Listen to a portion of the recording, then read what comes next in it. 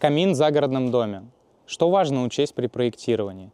Первое – это дымоход, который пойдет у вас через чердачное перекрытие. Там должны быть специально разложены лаги и сделаны специальные проектные отступы. Второй момент, про который все всегда забывают. Для того, чтобы гореть, камину нужен воздух. И мы в своих проектах обязательно учитываем трубопровод, который у нас расположен под землей, под фундаментом и выходит в точку планируемого камина. Потом на этот трубопровод мы ставим красивый вент-выход, который обыгрывается благоустройством, и через него воздух поступает в камин. И пользование камином становится максимально комфортным.